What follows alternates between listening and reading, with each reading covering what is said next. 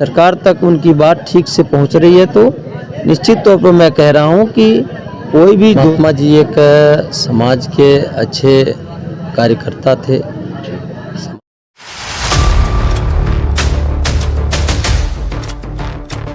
अभी हम महाराजगंज जिले के पनियारा थाना क्षेत्र के अंतर्गत ग्राम सभा छुटकेनर कटाहा में स्वर्गीय धर्मात्मा निषाद के ब्रह्मभोज में आए हुए हैं और आज तमाम मंत्रिमंडल भी पहुंचे हुए थे। सपा के भाजपा के आइए मिलवाते हैं, साक्षात्कार कराते हैं और घटना के आज 14 दिन बीत गए हैं।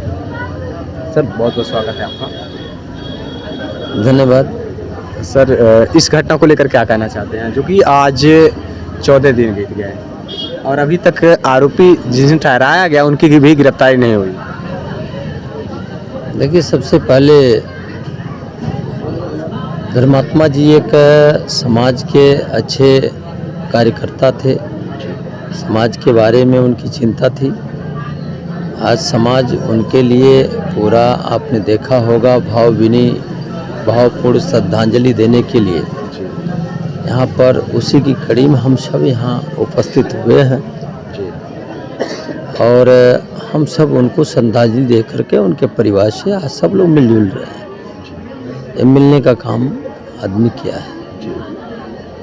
और रही बात उस परिवार को इंसाफ दिलाने की, इस पर क्या कहेंगे सर? अभी तक किसी भी प्रकार की कोई कार्रवाई नजर नहीं आई। देखिए, मैं तो ये जानता हूँ, इस देश का जो संविधान है, इस देश की कानून है, कानून व्यवस्था गरीब हो या अमीर हो, छोटा हो या बड़ा हो, सबके लिए बराबर है और कानूनी कार्रवाई सबके अधिकार में है। इस परिवार के लोग अपनी गुहार, देखिए कई प्रकार के न्यायालय होते हैं, अपना जहाँ भी ये चाहें स्वतंत्र हैं। ये अपनी फरियाद लेकर के जिले और अपने क्षेत्र से लेकर के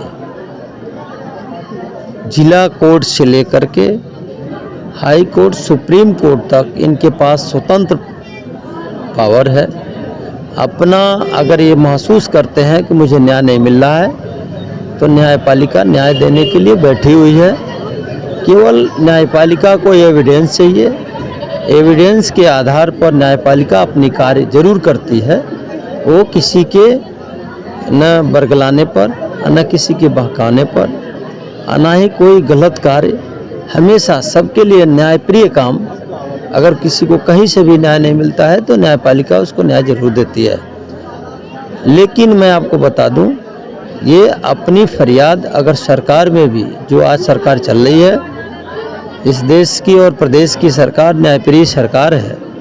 कोई भी फरियादी अपनी बात को ठीक ढंग से, अपने बात को सही तौर तरीके से रखने का अगर काम करता है, सरकार तक उनकी बात ठीक से पहुंच रही है, तो निश्चित तौर पर मैं कह रहा हूं कि कोई भी दोषी होता है, अपराधी होता है, उसको कानून जरूर कार्रवाई करती है उसके ऊपर। कानून कार्रवाई करती है तो सर, तो वर्तमान में जो सरकार है, जिस भी पार्टी से सरकार हो, उस पार्टी के मंत्रिमंडल पर भी क्या मुकदमे दर्ज हो पाते हैं, हो सकते हैं? आपने देखा होगा बहुत सारे मंत्री भी जेल गए हैं, बहुत सारे मंत्रियों के खिलाफ भी कार्रवाई हुई है।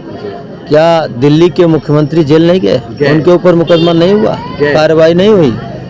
एविडेंस के साथ कार्रवाई होती है। जो भी एविडेंस अब परिवार के लोग देते हैं, अगर इनको कहीं से भी कोई भी किसी तरह का कोई सच्चाई इनके पास रहेगी, अगर ये देंगे, तो सरकार उसका संज्ञान लेकर के कानूनी कार्रवाई जरूर करेगी। धर्मात्मा निषाद में मरने से पहले मंत्री डॉक्टर संजय कुमार निषाद, इंजीनियर श्रवण कुमार निषाद और परवीन और बाकी जयप्रकाश निषाद, जो कि सांसद प्रतिनिधि थे, उनके भी नाम उन्होंने नोट में लिख करके उन्होंने सुसाइड किया। धर्मात्मा निषाद, क्या कहना चाहेंगे सर? आखिरकार मुकदमा केवल एक पर हुई, उसके बाद से और मंत्रिमंडल पर क्यों नहीं हुई? देखिए, ये पूरा धर्मात्मा निषाद आज नहीं है, लेकिन उनके परिवार के लोग हैं। अगर उनके परिवार के लोग जो भी इनकी चाहत है, जो ये चाहते हैं, अपनी चाहत के अनुरूप जो सच्चाई है, उसको ये कभी भी अपनी बात कभी दबने न पाए। अब इनके ऊपर निर्भर करता है कि ये कौन सी बात कैसे कहाँ रखें कि सही जगह। सरकार तो चाहती है, हमेशा एविडेंस चाहती है, एविडेंस मिलेगा तो सरकार कार्रवाई करेगी। इनको एविडेंस देना होगा कि हम क्या सत्य है क्या गलत है। वो सरकार जब पूछती है तो जिनके साथ गलत हुआ रहता है वो अपनी बात रखते हैं, उनकी बात सुनी जाती है, उसकी तफ्तीश होती है, जांच होती है। जांच के बाद जो दोषी पाए जाते हैं उसके ऊपर कड़ी आपकी तरफ कार्रवाई होती है। से सर, आपकी ओर से इस परिवार के लिए सहयोग? मेरे तरफ से मैं हमेशा इस परिवार के लिए जहाँ भी मेरी आवश्यकता इनको लगेगी, ये मुझे कहेंगे, जहाँ भी हम मदद करने योग्य रहेंगे हमेशा इनके साथ खड़ा होकर के मदद करेंगे। धन्यवाद। अभी राज्यसभा सांसद जयप्रकाश निषाद जी बातचीत कर रहे थे।